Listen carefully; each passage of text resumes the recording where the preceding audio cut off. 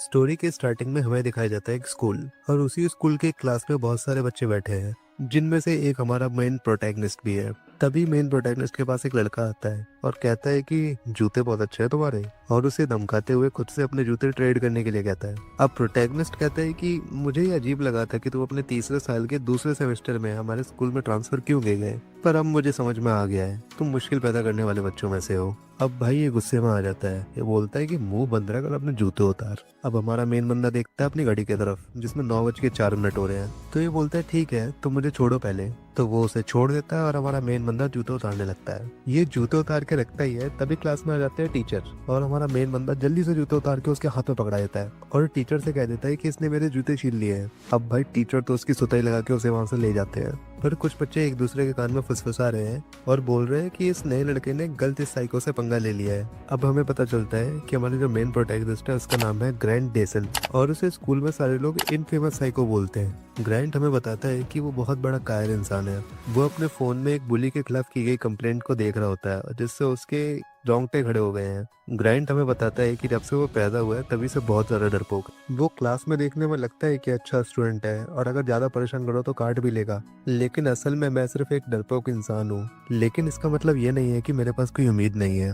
Grant ने एक university में अप्लाई किया था जहाँ पे उसका एडमिशन हो चुका है, जिस वजह से ग्रांट बहुत ज्यादा खुश है। वो अपनी पुरानी झूठ से भरी जिंदगी को अलविदा कहता है। वो अपने फोन से सारे मैसेजेस, सारे कॉल्स, सारे इमेजेस सब डिलीट कर देता है। फोटोज डिलीट करते टाइम उसे दिखती है एक ग्रुप फोटो जिसमें वो लड़की है जिससे वो प्यार करता था। उसका नाम है हीरा। ग्रांट को वो टाइम याद आया था जब वो हीरा से पहली बार मिला था, पर भाई वो उस टाइम भी उससे कुछ ठीक से मिल नहीं पाया था। ग्रांट सोचता है कि छोड़ो ये सब, इन सब चीजों का भी टाइम नहीं है। मेरा के यूनिवर्सिटी में एडमिशन हो गया है, अब मेरी एक नई लाइफ शुरू होगी जहाँ पर मेरे आसपास लड़कियां ही लड़कियां होंगी और अब तो बस मजे ही मजे हैं लाइफ में। अब हमें दिखाते 3 महीने बाद का सीन।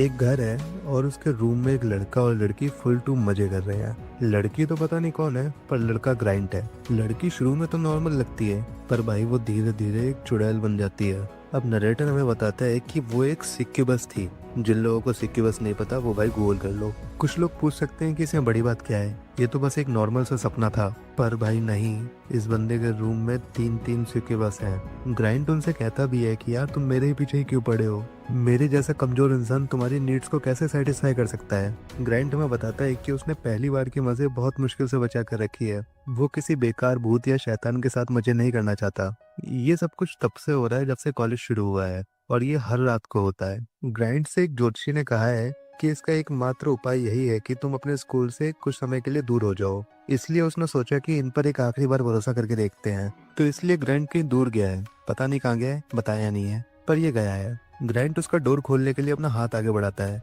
पर तभी दूसरी तरफ से कोई गेट खोल देता है जिस वजह से वो गेट लगता है ग्रांट के सीधा मुंह पर और ग्रांट गिर जाता है। ग्रांट को लगी बहुत जोर की है। वो 2-3 मीठे मीठे शब्द सुनाता है, पर जैसे ही वो सर उठा के ऊपर देखता है तो सामने उसके खड़ी है हीरा। तो भाई अब ये दोनों बैठे हैं बाहर पार्क में। ग्रांट उसे सॉरी बोलता है और बोलता है कि मुझे तुम्हें तुरंत पहचान लेना चाहिए था। तो हीरा कहती है इट्स फाइन, मुझे भी तुम याद नहीं हो। पर भाई ग्रांट तो अपनी दुनिया में है। वो उसे बोल देता है कि तुम जैसे प्रीटी पहले थी वैसे ही अब भी हो। ये सुनकर हीरा काफी खुश होते हुए कहती है मुझे याद भी नहीं कि लास्ट टाइम मैंने ऐसा कुछ कब किया था, किसी से इतने अच्छे से बात करना इस तरह। ग्रांट तो पूरी तरीके से कंफ्यूज हो जाता है। वो सोचता है यार ये तो हाई स्कूल की क्वीन थी, ये ऐसे क्यों प्रिटेंड कर रही है कि ये बहुत ज्यादा अकेली है, और मैंने ये पहले नोटिस नहीं किया, पर इसके आउटफिट बहुत ज्यादा स्ट्रेंज है। क्या जब मैं यहाँ पे नहीं था तब कुछ हुआ था क्या? तभी हीरा एकदम से ग्रांट को बुलाती है और उसे हैंग आउट के लिए पूछती है। उसके बाद भाई साहब ये बहुत ज्यादा मजे करते हैं, साइकिल पे घूमना, साथ में बियर पीना, गाने गाना, और हीरा ग्रांट को खींच के ले आती है फोटो खींचने के लिए भी। और भाई ये लोग मस्त मस्त पोज बना के फोटो खींचते हैं। ग्रांट का तो पूरा दिन बन गया है आज का।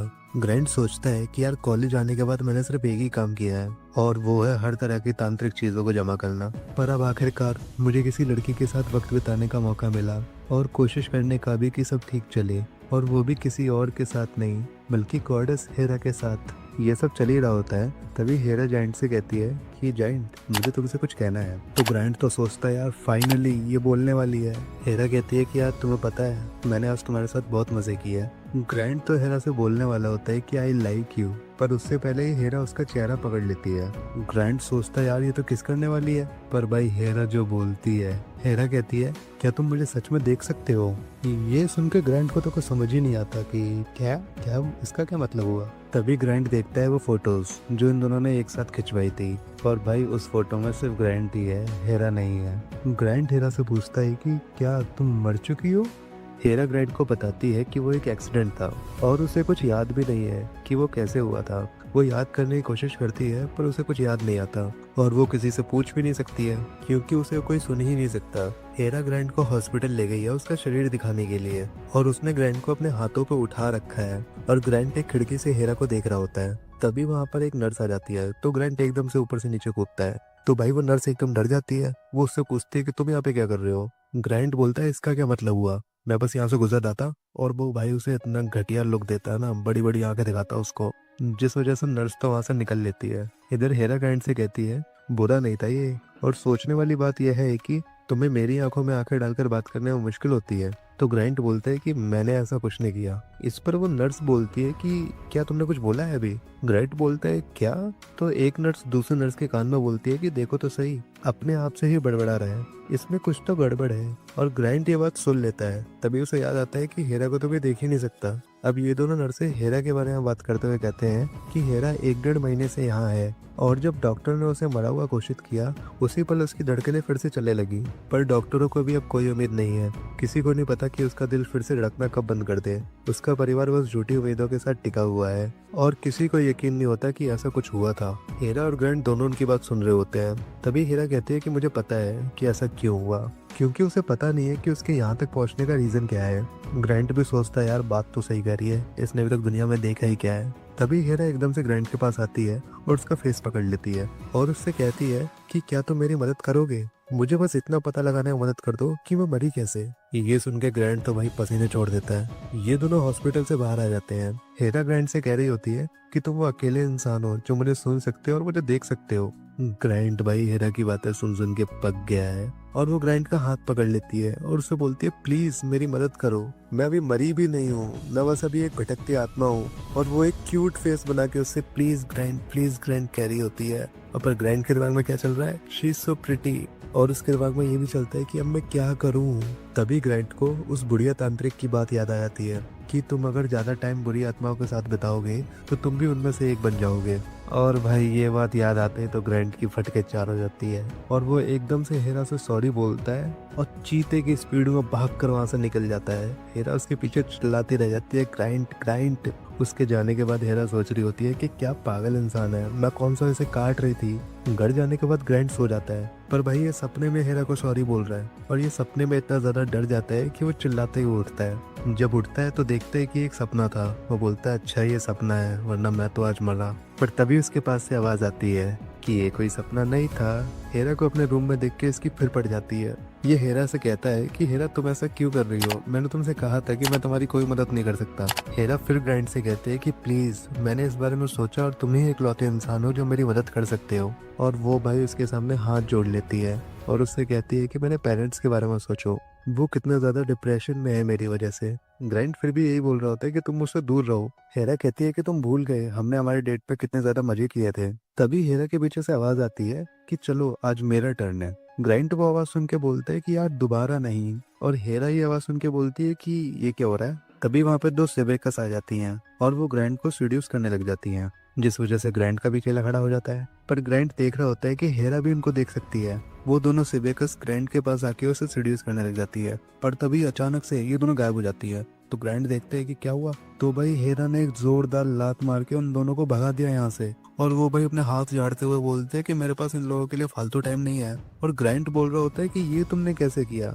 तो इस पर हेरा उससे बोलते है कि मैं भी एक भूत हूँ और तुम ज्यादा सेल्फिश मत बनो, मुझे लगता है भूतों ने तुम्हें काफी ज्यादा टॉर्चर किया है तुम्हारी पास्ट लाइफ में। तभी ग्रैंड हेरा का हाथ पकड़ लेता है। तो हेरा पीछे देखती है, तो ग्रैंड बोलता है कि क्यों ना हम ऐसा करें, जब तक मैं तुम्हारी ये पता लगाने में मदद कर रहा हूँ कि तुम्हारी डेथ कैसे हुई, तब तक मुझे तुम इन आत्माओं से प्रोटेक्ट करोगी। हेरा ग्रैंड से पूछती है क्या तुम्हें कोई अंदाजा है ऐसा क्यों होता है। ग्रैंड बोलता है नहीं।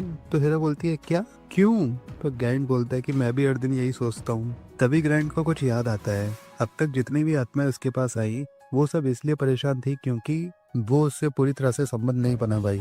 वजह ये थी कि वो उसे छू सकती थी, करीब आ सकती थी, लेकिन क्योंकि वो जानती थी कि ग्रैंड के असली जज्बात क्या हैं, ग्रैंड को लगता है कि उसके पास एक उपाय है, लेकिन ये करना हेरा के लिए बहुत बड़ी बात होगी और वो हेरा से ये चीज बोल भी देता है, पर वो फिर मन में सोचता है कि यार ये अभी भले ही एक आत्मा है, पर जब ये जिंदा थी तो ये गॉडेस थी, ये मेरे जैसे लूजर के साथ वो सारे काम क्यों ही करना चाहेगी।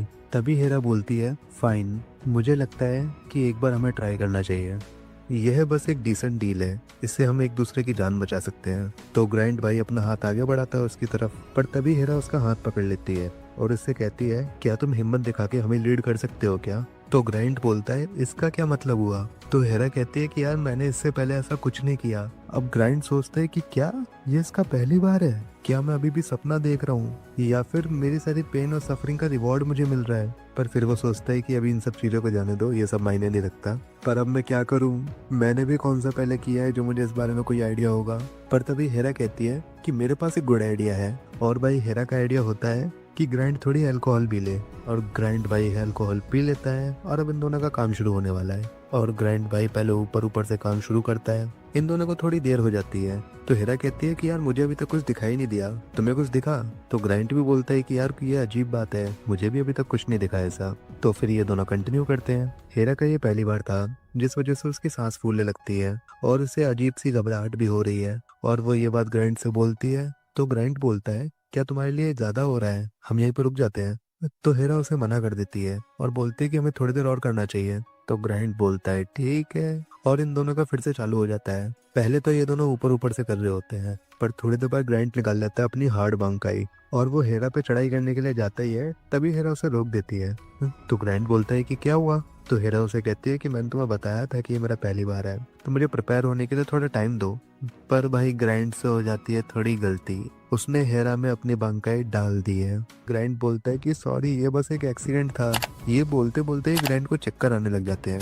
अब हमें दिखता है 3 महीने पहले का सीन। एक रूम है, उसमें हेरा और उसके बॉयफ्रेंड की फोटो है, और तभी हेरा कहीं बाहर से अपने घर में वापस आई है और वो कह रही है कि पहला स्टेप कंप्लीट हो गया। वो बिल्कुल सरप्राइज हो जाएगा। बेसिकली वो अपने बॉयफ्रेंड को सरप्राइज देना चाहती है, और उसे सरप्राइज में भाई साहब उसके पहले मजे देना चाहती है जो वो अपने बॉयफ्रेंड के साथ करना चाहती थी। तभी उसके गेट की बेल बजती है, तो वो भाग के जाती है बाहर। उसने जो केक ऑर्डर किया था वो बाहर आ चुका है। वो उस केक को उठाती है, तभी उसे कुछ आवाजें सुनाई देती है और उसे सामने दिखाई देता है उसका बॉयफ्रेंड और उसकी दोस्त सहार, जो भाई मजे कर रहे हैं। और भाई ये दोनों इतने ज्यादा मजे कर रहे हैं कि इन दोनों को भी सुध-बुद्धि नहीं है कि कोई इन्हें देख भी रहा है। ये सब चीज देख के भाई हेरा के तो आंखों में आंसू आ जाते हैं और वो सोचने लग जाती है कि क्यों, ये मेरी दोस्त है, तुम मेरे बॉयफ्रेंड के साथ क्या कर रही हो। ये बोलते बोलते ही वो अपने पैर पीछे बढ़ाने लगती है और उसके पीछे जो रेलिंग है वो टूटी हुई है। पर हेरा को तो ये चीज दिख ही नहीं रही है। हेरा पीछे आती है और रेलिंग टूटी होने की वजह से वो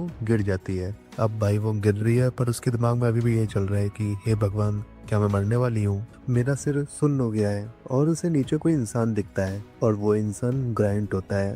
हेरा सोचती है कि मैं इस चेहरे को जानती हूँ, पर तभी ग्राइंड वहां से जाने लगता है। हेरा के दिमाग में अभी भी यही चल रहा है कि तुम कहाँ जा रहे हो, पीछे मुड़ो प्लीज, बेवकूफ तुम मुझे छोड़ के मत जाओ।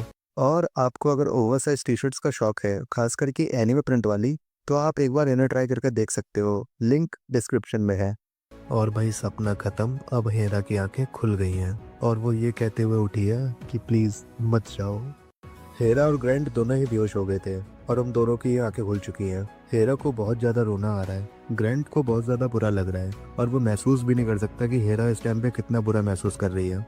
ग्रैंड खुद पर बहुत ज्यादा गुस्सा करता है और बोलता है कि अगर मैंने उस टाइम पे हेडफोन्स नहीं पहने होते तो मैं शायद तुमको बचा सकता था, मैं एम्बुलेंस को जल्दी कॉल कर सकता था, मैं तुम्हें सीपीआर देने का ट्राई कर सकता था। इस पर हेरा बोलती है कि मैं अभी तक मरी नहीं हूँ, पर ग्रैंड अभी भी खुद से बहुत ज्यादा गुस्सा है। उस टाइम पे उसके दिमाग में सिर्फ कॉलेज जाकर अपनी जिंदगी को और बेहतर बनाने के ही ख्याल आते थे, जिसकी वजह से मैं बाकी सब चीजों को देख ही नहीं पाया। ये सारी मेरी ही गलती है। तो हेरा कहती है हाँ तुमने सही कहा, पर एक तरह से ये सब मेरी भी गलती हो सकती है। तो ग्रैंड एकदम से उठ के बोलता है कि क्या। तो हेरा उसे समझाती है कि अगर वो अपनी पवित्रता को बनाए रखने या खोने की चिंता में इतनी ना उलझी होती तो वह हादसा भी कभी हुआ ही नहीं होता।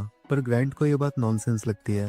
हेरा फिर बोलती है अरे छोड़ो यार, वैसे भी मैं इतनी अट्रैक्टिव तो हूँ नहीं, शायद मेरा एक्स कुछ दिन बाद किसी और लड़की की तरफ अट्रैक्ट हो जाता। ये बात सुनते ही ग्रैंड एकदम से उसे किस कर लेता है। और एक बात अगर याद हो, इसने अपनी बंकई पहले ही डाल चुका है, वो अभी भी अंदर ही है। ग्रैंड उसे कहता है कि तुम बहुत ज्यादा अट्रैक्टिव हो और तुम बहुत ज्यादा अच्छी हो, अपने आप को इतना कम मत आको। तो हेरा भी बोलती है कि तुम्हें सच में ऐसा लगता है। तो शो मी, और वो इसे जोर से हक कर लेती है। अब भाई साहब इन दोनों का हो गया है प्रॉपर मस्ती स्टार्ट। ग्रैंट उसे फर्स्ट टाइम के पूरे मजे कराता है, वो भी बहुत अच्छे से, और ग्रैंट उसी टाइम पे ये बात समझ जाता है कि ये भी पूरे मजे ले रही है। इन दोनों का बहुत देर तक चलता है, पर जब ग्रैंट का खत्म होता है तो हेरा नोटिस करती है कि ग्रैंट की नाक में से खून निकल रहा है। तो वो उससे पूछती है, क्या तुम ठीक हो, तुम बीमार हो क्या? तो ग्रैंट बोलता है, नहीं नहीं मैं एकदम ठीक हूँ, पता नहीं क्यों मेरी नाक में से खून निकलने लग गया। तो हेरा को याद आता है कि उसने एक मूवी में देखा था कि अगर आप इंटेंस मस्ती करो तो आपकी नाक में से खून निकलने लगता है। अब हेरा सोच में पड़ जाती है कि अब उसे क्या करना चाहिए,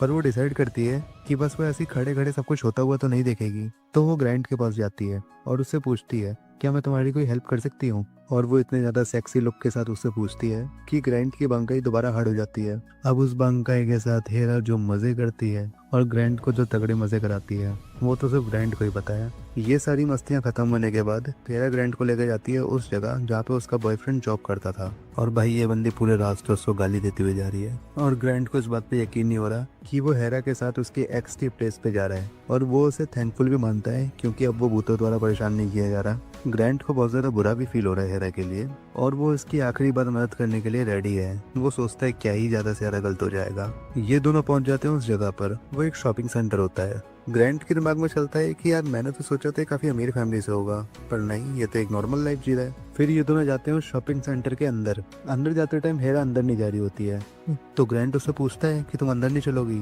तो हेरा बोलती है कि अगर उसने मुझे पहचान लिया तो मैं बाहर खड़ी रहती हूँ। इस पे ग्रैंट बोलता है कि तुम्हें सिर्फ मैं देख सकता हूँ। तो हेरा बोलती है, अरे हाँ। अंदर जाके वो दोनों देखते हैं कि पूरे शॉपिंग सेंटर में कोई इंसान ही नहीं है, ना ही बिलिंग काउंटर पे कोई है, ना ही शॉपिंग कोई कर रहा है। तभी उन दोनों को सुनाई देती है एक आवाज जो एक रूम के अंदर से आ रही है। ये दोनों उस रूम के पास जाते हैं तो इन दोनों को दिखता है हेरा का एक्स बिली, जो उस शॉपिंग सेंटर की मालकिन के साथ मजे कर रहा है। ये देखकर तो भाई इन दोनों के तो तोते उड़ गए, और भाई अंदर बिली तो रुक ही नहीं रहा है, वो भाई सब मजे में मजे मजे पे मजे किए जा रहा है। और बाहर ग्रैंट सोचता है कि ये साला कर क्या रहा है, और वो सोचता है कि हेरा के लिए कितना ज्यादा शॉकिंग होगा। वो हेरा की तरफ देखता है तो भाई अब हेरा का आ गया फ्रुट्टू चुड़ैल मोड़ बाहर। पर भाई बिली, ये बंदा अभी भी लगा हुआ है। बिली का खत्म होने वाला होता है, पर तभी उसे अचानक से ठंड लगने लगती है, और फिर उसे एक आवाज सुनाई देती है, हेलो बिली। बिली ये आवाज सुन के सोचता है कि कहीं तो सुनी है ये आवाज, और वो इधर उधर देखने लग जाता है। पर वो आवाज फिर से बोलती है कि इधर उधर क्या देख रहे हो, अपने सामने देखो। बिली सामने देखता है और बोलता है, हेरा? तो हेरा का जवाब होता है, हाँ ये मैं ही हूँ, आत्माओं की दुनिया में भटकती हुई, थैंक्स टू यू। ये सुन के बिली की तो बहुत ज्यादा फट जाती है, वो चिल्लाने लगता है। ग्रैंट ये सब खड़े होकर बाहर देख रहा है और उसे कुछ समझ नहीं आ रहा कि ये क्या चल रहा है। बिली चिल्ला क्यों रहा है? क्या उसे हेरा दिख रही है? और दिख रही है तो कैसे दिख रही है? पर तभी बिली ग्रैंट को धक्का मारता है और वहां से भागने लगता है, पर भाई ग्रैंट उसका जल्दी से हाथ पकड़ लेता है, पर भाई बिली उसे फिर से धक्का मारता है। इस बात से ग्रैंट को बहुत ज्यादा गुस्सा आ जाती है और वो उसके पिछवाड़े में एक जोरदार लात देता है, जिस वजह से बिली जमीन पे गिर जाता है। पर बिली उस लड़की के साथ अभी मस्ती कर रहा था, जिस वजह से उसकी बंगाई खड़ी थी, और वो भाई अपनी बंगाई के बल पे ही गिरा है। उसको तो लगता है तगड़ा वाला झटका। ग्रैंट भी ये बात समझ जाता है कि उसने उसे बहुत बुरा गिराया है। बिली उठ के बोलता है कि जल्दी से एम्बुलेंस को कॉल करो, मुझे लगता है मेरा केला तो टूट गया। ग्रैंट जल्दी से अपने जेब से फोन निकालता है, पर तब तक वहाँ पे हीर आ जाती है, और भाई ये बंदी अभी बिल्कुल भी रहम के मूड में नहीं है। वो उससे कहती है, क्या तुम्हें दर्द हो रहा है? क्या ये मेरे जितना बुरा है? मेरी लाइफ अभी बस एक धागे के सहारे टिकी हुई है। ग्रैंट उसकी आंखें देख के समझ जाता है कि ये पहले से भी ज्यादा स्कैरी है इस टाइम पे। अब बिली कहता है कि तुम रुको थोड़ा, तुम किस बात से इतनी गुस्सा हो? क्या इस वजह से कि हम दोनों ने कभी मस्ती नहीं की? क्या तुम इस वजह से ये सब चीजें कर रही हो? इस बात से हेरा बहुत ज्यादा गुस्सा हो जाती है, और वो उसे कहती है कि तुम आगे जाके बहुत ज्यादा परेशान होगे, ये देखकर कि तुम किस तरह से आगे बढ़े हो और अभी किस जगह पर खड़े हो। और बात अगर यहाँ तक पहुंची गई है तो तुम्हें भी फील होना चाहिए कि मुझे कैसा पेन होता है। और भाई ये बोलते ही वो उसका एकदम गला पकड़ लेती है, और अब सीन शिफ्ट होता है। बिली की आंखें खुलती है एक अपार्टमेंट में। वो सोचता है कि क्या मैं घर आ गया, मुझे कुछ भी याद नहीं है। पर उसके सामने से उसे कुछ आवाजें आ रही हैं। उसकी आंखों के सामने ग्रैंट और हेरा भाई सब मस्ती कर रहे हैं। बिली खुद को देखता है तो उसके हाथ और पैर दोनों रस्सी से बांध रखे हैं। हेरा बिली से पूछती है, बिली क्या तुम हमें देख सकते हो? और बिली सोच रहा है कि ये हो क्या रहा है। हेरा फिर कहती है कि ये अजीब है क्योंकि मुझे तुम्हें ऐसा देखकर कोई परेशानी नहीं हो रही। बिली फिर कहता है कि ये तुम क्या बोल रही हो। हेरा उसे बताती है कि उसने बिल्ली को सराह के साथ मजे करते हुए देख लिया था अपनी इन्हीं आंखों से। मुझे लगता है तुम्हें शायद पता भी नहीं है। अब बिली इस पे एक्सक्यूज देता है कि तुम मेरे साथ मस्ती नहीं करती थी, इसलिए मुझे उसके साथ करना पड़ा। हेरा बोल देती है फॉरगेट इट। बिली बोलता है कि ये हरामी लड़का कौन है और मेरे बेड पे क्या कर रहा है, और वो भी मेरी ही गर्लफ्रेंड के साथ। और वो उसे बहुत ज्यादा गालियां देता है। पर बिल्ली को इग्नोर करते हुए ये दोनों भाई साहब अपने मजे में मस्त है। ये उसे दिखा दिखा के और ज्यादा करते हैं। ये दोनों इतने मजे लेते हैं कि आखिरकार बिली बोल देता है कि हेरा आई एम सॉरी। पर हेरा बोलते है कि नो थैंक्स, मैंने ये पहली बार ग्रैंड के साथ किया है और मुझे उसके साथ ही अच्छा लगा, और अब हमारे बीच में मस्ती के अलावा भी बहुत कुछ है। और वो उसे कहती है कि तुम्हारी बंगाई भी अब कभी खड़ी नहीं होने वाली। बिली नीचे देखता है तो उसके मुंह से जो चीख निकलती है तगड़ी वाली, इसके साथ ही बिली की आंख खुलती है और वो उसी शॉपिंग सेंटर में होता है। क्या ये एक सपना था? ये सपना एकदम असली जैसा लग रहा था मुझे। पर बिली के सामने खड़ा हुआ एक आदमी जो बोलता है कि काश ये एक सपना ही होता तुम्हारे लिए, क्योंकि उसने बिली और अपनी बीवी को रंगे हाथों पकड़ लिया है और वो भाई अब सुताई लगाने वाला है इन दोनों की। दूसरी तरफ हमें दिखाते हैं हेरा को, जो अपना रिवेंज लेके बहुत ज्यादा खुश है और वो सोच रही है कि अब तो वो हेवन जाएगी। और वो ग्रैंड का भी थैंक्स करती है। तो ग्रैंड बोलता है कि इसकी कोई जरूरत नहीं, मेरी भी इसमें गलती थी, इसलिए मेरा मदद करना बनता है। तो हेरा उसे कहती है कि मैं तुम्हें ब्लेम नहीं कर रही, इट वॉज एन एक्सीडेंट और मैं एक बुरी इंसान हूँ, मैंने तुम्हें मैनिपुलेट किया ताकि तुम्हें गिल्टी फील हो। तो ग्रैंड बोलता है कि मैनिपुलेट किया, तो क्या इसका मतलब यह है तुमने जो कुछ कहा था वो सब झूठ था? तो हेरा उसे सॉरी बोलती है और कहती है कि वो और किसी तरीके के बारे में सोच ही नहीं पाई। लेकिन क्योंकि हम इस टॉपिक पर हैं, इतना कहते ही ग्रैंड जोर से चिल्लाता है कि नहीं, तुमने अभी थोड़ी देर पहले बोला कि तुम मुझे लाइक करती हो, क्या वो भी एक झूठ था? उस कमीने को दिखाने के लिए तुमने मुझ में फीलिंग्स डेवलप की और अब तुम बस चली जाना चाहती हो। और ग्राइंड वहां से जाने लगता है। वो जाते जाते बोलता है, पर मैं तुम्हें लाइक करता हूँ, जब से तुम्हें पहली बार देखा था तब से करता हूँ, मेरी फीलिंगों के साथ खिलवाड़ मत करो हेरा। और ग्रैंड वहां से जाने लगता है तो हेरा उसके पीछे जाती है। इस टाइम पे हेरा के मन में ग्रैंड के लिए फीलिंग्स डेवलप हो चुकी है, पर उसे ये चीज समझ नहीं आ रही थी। पर हेरा को अब ये चीज समझ आ चुकी है। वो ग्रैंड का हाथ पकड़ती है और उससे कह देती है कि वो भी उसे पसंद करती है और वो भी बहुत ज्यादा पसंद करती है। पर तभी अचानक से ग्रैंड बेहोश हो जाता है। हेरा को कुछ समझ नहीं आया क्या हुआ, पर ग्रैंड उसके सामने बेहोश पड़ा है। अब हमें दिखाते हैं कि ग्रैंड हॉस्पिटल में एडमिट हो चुका है और डॉक्टर्स उसके बारे में बात कर रहे हैं कि उसे एक पैदल चलने वाले यात्री ने देखा। उसके बाद वो लोग उसे हॉस्पिटल लेके आ गए। ग्रैंड के पास से कोई आईडी भी नहीं मिली है, जिस वजह से वो लोग उसकी पहचान भी नहीं कर पाए हैं। वो लोग सोचते हैं अभी इसे सोने देते हैं, जब ये उठ जाएगा तब हम इससे बातचीत करेंगे। हेरा ग्रैंड के पास ही बैठी है और वो उससे बोल रही है कि तुम्हें क्या हुआ है, जल्दी उठो, मुझे तुमसे बहुत सी बातें करनी है, अब रात हो गई है। हेरा ग्रैंड के पास ही सो गई थी। हेरा को एक आवाज सुनाई देती है जो उससे बोल रही है कि उठ जाओ। तो हेरा एकदम से उठती है, ये सोचते हुए कि ग्रैंड को होश आ गया है, पर जो उसे आवाज दे रही थी वो खुद हेरा ही थी। तो हेरा बोलती है कि ये तो मैं ही हूँ, पर मैं तो आईसीयू में थी, मैं यहाँ क्या कर रही हूँ? तो वो दूसरी हेरा उसे बताती है कि उसने कर्ज से छुटकारा पा लिया है इसलिए। तो हेरा बोलती है, हाँ, ग्रैंड की मदद से मैंने ऐसा कर तो दिया, पर मुझे ये सब चीजें करके अच्छा फील नहीं हो रहा है। तो वो दूसरी हेरा उसे बताती है, हम अपनी दुर्भावना के कारण या बदला लेने की इच्छा के कारण श्रापित नहीं हुए थे। ऐसा इसलिए हुआ था क्योंकि हम सच्चे प्यार का अनुभव किए बिना ही मरने वाले थे, पर तुमने ये प्रॉब्लम सॉल्व कर दी। तो हेरा बोलती है कि ये सिर्फ मैंने नहीं किया, अगर मैं ग्रैंड से कभी मिली ही नहीं होती तो मैं शायद लोनली ही मर जाती हूँ। उसने मेरे लिए जो किया है उसका बदला मैं कैसे चुका सकती हूँ? तो वो दूसरी हेरा बोलती है कि ग्रैंड के साथ जो भी हुआ वो दुखद है, पर हमें अभी चलना चाहिए, यहाँ और टाइम वेस्ट करना डेंजरस हो सकता है। हेरा सोच में लग जाती है कि डेंजरस? तो दूसरी हेरा उसे बताती है कि हम पहले से ही लेट हो चुके हैं, यहाँ पर कुछ रूल्स होते हैं। मैं समझती हूँ कि तुम क्या सोच रहे हो, पर हम ऐसे भूतों की तरह नहीं जी सकते हैं, और अगर हम यहाँ पे बहुत ज्यादा देर रुके तो हम इसी दुनिया में फंस जाएंगे, एक इवल स्पिरिट के रूप में। तो हेरा भी एकदम सोच में पड़ जाती है कि इवल स्पिरिट? वो दूसरी हेरा उसे कहती है, क्या तुम्हें कभी कभी बहुत ज्यादा गुस्सा नहीं आता जिसे तुम कंट्रोल भी नहीं कर सकती हो? अब हेरा को वो सारी बिली वाली चीजें याद आ जाती है कि वो उस टाइम पे कितनी ज्यादा गुस्सा हो गई थी। दूसरी हेरा फिर बोलती है कि हमें यहाँ से जल्दी ही चलना चाहिए, पर हमारी हेरा अभी भी यही बोल रही है कि वो ग्रैंड का एहसान नहीं चुका पाई है। और हेरा वहीं बैठ के रोने लग जाती है और कहती है कि मुझे अब क्या करना चाहिए ग्रैंड, मैं ऐसे नहीं जाना चाहती हूँ, मुझे ऐसे नहीं जाना। पर तभी हेरा की आंख खुल जाती है और ये सब एक सपना था। पर जैसा कि हम देख ही रहे हैं कि इसमें कोई भी सपना सपना तो होता नहीं है।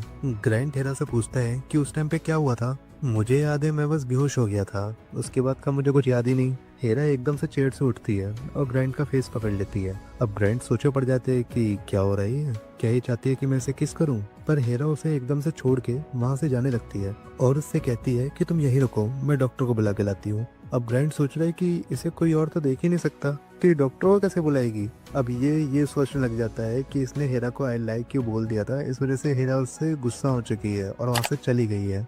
दूसरी तरफ हेरा जो हॉल में बैठी हुई है और उसे अपनी किस्मत पे बहुत ज्यादा रोना आ रहा है, पर वो खुद को संभालती है और बोलती है कि अभी रोने का टाइम नहीं है। इधर ग्राइंड भी हॉस्पिटल बेड पे पड़ा हुआ है और भाई इस बंदे का दिमाग भी 100 की स्पीड में चल रहा है। ये सोच रहा है कि जो उस बूढ़ी तांत्रिक ने बोला था कहीं उसी वजह से तो नहीं हो रहा। ये सारी फालतू बातें सोच के ग्राइंड तो अपना सर पकड़ लेता है। पर तभी उसके रूम में हेरा आ जाती है। ग्राइंड देखता है हेरा को और हेरा एकदम से उसे गले लगा लेती है और आखिरकार उसे बोल ही देती है कि वो भी उसे बहुत ज्यादा पसंद करती है। ग्राइंड को पहले ये सुन के तो यकीन नहीं होता, तो वो उससे पूछता है कि सीरियसली तुम ये पहले की तरह तो नहीं बोल रही हो। तो भाई हेरा उसे किस कर लेती है सीधा। और भाई अब क्या, ये दोनों हॉस्पिटल के बेड पे ही मस्ती करने लग जाते हैं और इस बार ये लोग बहुत ज्यादा तगड़ी वाली मस्ती करते हैं। एकदम भाई साहब पूरे बेड को हिला देते हैं। जब ग्राइंड का खत्म होने वाला होता है उसी टाइम पे हेरा बोलती है गुड बाय, आई होप तुम अपनी लाइफ बहुत अच्छे से जियोगे। और ये बोल के हेरा वहां से गायब हो जाती है और फिर तभी ग्राइंड की आंख खुलती है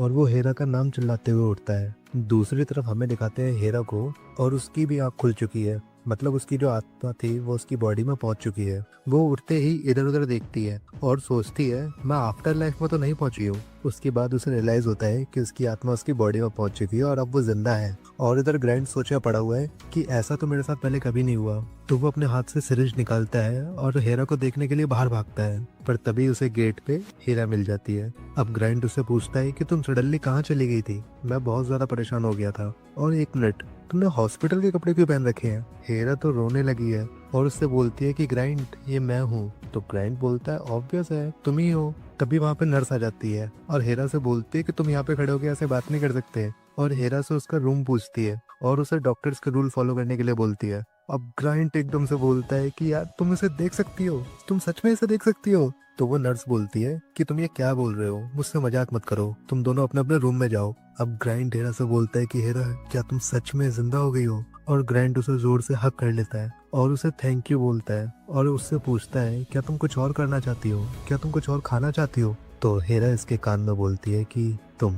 ये सुन के तो ग्राइंड पसीना पसीना हो जाता है और उसे एकदम से अपनी बाहों में उठा लेता है। अब ग्राइंड हमें बताता है कि थोड़े समय बाद उस भविष्यवाणी करने वाली बुढ़िया ने उसे बताया कि ग्राइंड की ही जादुई बंकाई ने हेरा की जान बचाई है। लेकिन ग्राइंड ऐसा नहीं मानता। हेरा ही थी जिसने ग्राइंड को उसकी बेकार जिंदगी से बाहर निकाला, जैसे स्वर्ग से भेजी गई हो मेरी एंजल। और अब ये दोनों उसी फोटोग्राफ वाली शॉप में जाते हैं जिसमें ये शुरुआत में गए थे और ये दोनों बहुत प्यारी प्यारी फोटो निकालते हैं और बस ये कहानी यहीं खत्म हो जाती है। और आपको अगर ओवर साइज टी शर्ट्स का शौक है, खास करके एनिमे प्रिंट वाली, तो आप एक बार इन्हें ट्राई करके देख सकते हो। ऐसी और भी मांगा और मानवा देखने के लिए मेरा चैनल चेकआउट करें और अगर स्टोरी पसंद आई हो तो सब्सक्राइब करें।